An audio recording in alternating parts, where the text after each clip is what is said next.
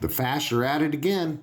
Georgia civics bill emphasizing patriotism, dangers of communism, heads to Senate floor. The bill would mandate civics education aimed at preserving and defending the blessings of liberty inherited from prior generations and secured by the United States Constitution.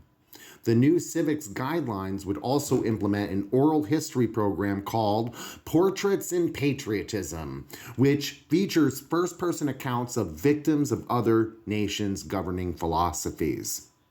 Excuse me, though, most of the world celebrates Independence Days from Britain. Colonialism, imperialism, capitalism. Why don't we go and study the first-person accounts of victims of those governing philosophies?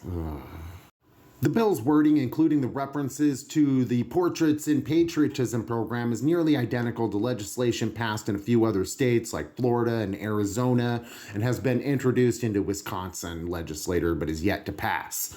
But the bill's hearing in Georgia, explanations for what exactly constitutes a patriotically minded citizen remained elusive. However, Senate Democrats on the committee pushed back, arguing that the bill's text was too open-ended and subjective and that the language had historical implications for communities of color.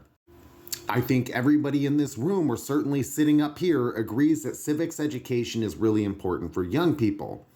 I think I do understand what it is you're trying to say up here, but when we say things like upright and desirable citizenry, that's a hard thing, I think, for those of us like me, who for the longest time weren't a part of that citizenry or considered upright or desirable. And she's absolutely right. Historically, how have these laws been enacted?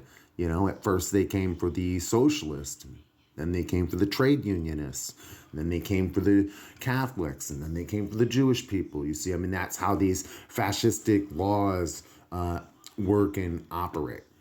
And she's absolutely right. Racism codified into law using verbiage just like this has been used throughout U.S. history.